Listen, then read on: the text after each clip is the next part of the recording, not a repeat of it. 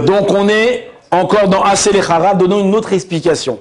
Là, c'est plus le sens exact de Aseh Lecharav, c'est un petit peu des jeux de mots, mais comme on avait expliqué au tout début, la beauté des Pirkei Avot, c'est que les Chazal, quand ils ont écrit les Pirkei Avot, ils ont utilisé les mots et les structures des phrases qui supportent beaucoup d'explications. D'accord? Alors, il y en a qui expliquent que Aseh Lecharav, le Chida, il explique, c'est fait de toi un rave. Toi, sois un rave. Comporte-toi comme un rave. C'est-à-dire quoi, je me comporte comme un rave, je ne suis pas un rave. Arrête de te voir comme un petit rien du tout. Mets-toi dans la peau d'un homme important. Lorsque tu dois faire telle ou telle chose, d'accord, mets-toi dans la peau d'un rave. Est-ce qu'un rave, il ferait une chose pareille? Est-ce qu'un rave, il se comporterait comme ça? Comment un rave réagirait dans cette situation-là? Oui?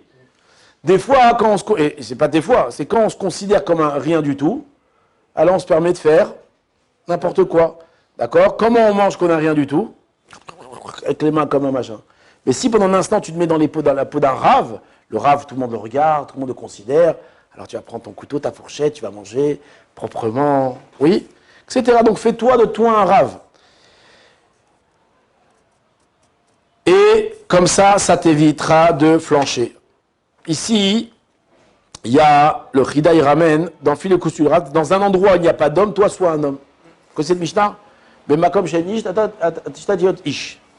Qu'est-ce que ça signifie? C'est que des fois, tu es dans des situations où il n'y a personne qui est là pour prendre la direction, pour montrer l'exemple. Alors toi, sois cet exemple-là. Il n'y a pas de rave, toi, sois le rave. C'est-à-dire pas commencer à crier sur les gens, les aider, mais dans un comportement honorable et de le monter. D'accord? Amener une autre explication, Aseh Lecharav. Aseh, c'est un langage de faire. C'est quoi faire? De façonner. Ça veut dire, toi, fabrique ton rave. Comment je fais pour fabriquer mon rave? Comment je fabrique mon rave? Qu'est-ce que vous dites? Alors, Chazal, ils nous disent, la Gemara dans Echil, elle nous dit, Parnas les filles d'Oro, Védor les filles Parnas. En français, on appelle le dirigeant, donc de la communauté, c'est le Parnas, dirigeant de la communauté, est à la mesure de sa génération. Et d'un autre côté, la génération est à la mesure de son dirigeant.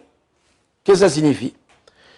Que le dirigeant est à la mesure donc de sa génération, ça veut dire que plus, attends, ce qu'il veut dire dans les deux sens, plus le dirigeant va être grand, et plus la génération, elle va être grande.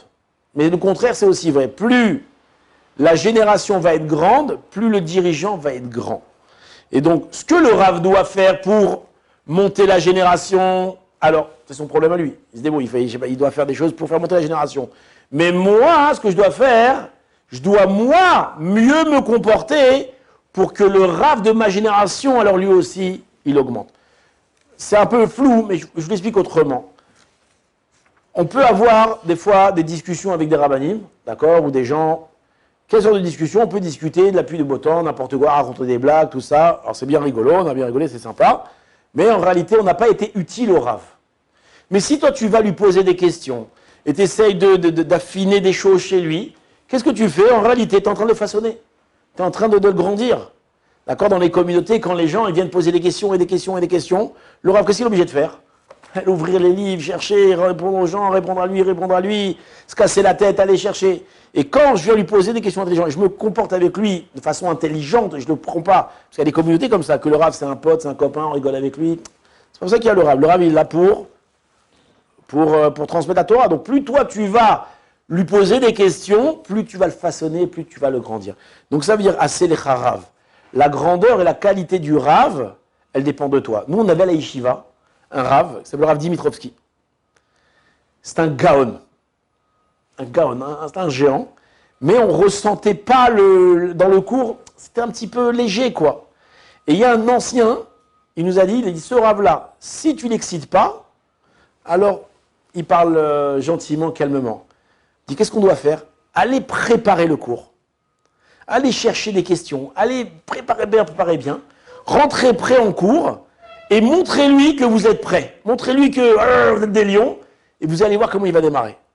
Une fois, on s'est cassé la tête. Lui, il avait participé à l'écriture de Shiurei Rabbi Shmuel. Oui? Vous savez Rabbi Shmuel? Shmuel Rozovski? Très souvent, il dit à Talmid Sha'al, l'élève, il a posé la question, c'était lui. Et on a une fois préparé bien machin, on a pris une question là-bas du Rav, on est rentré comme des lions. Il y avait le Rav Falk dans la classe, et il a posé à un moment une question que Rav Shmuel il a posée, et là le Rav il a levé les yeux, un lion, et il a commencé à se lâcher, et c'était c'est exactement ça, c'est les Harav. Si tu montes le niveau de ton Rav, alors lui aussi montera son niveau.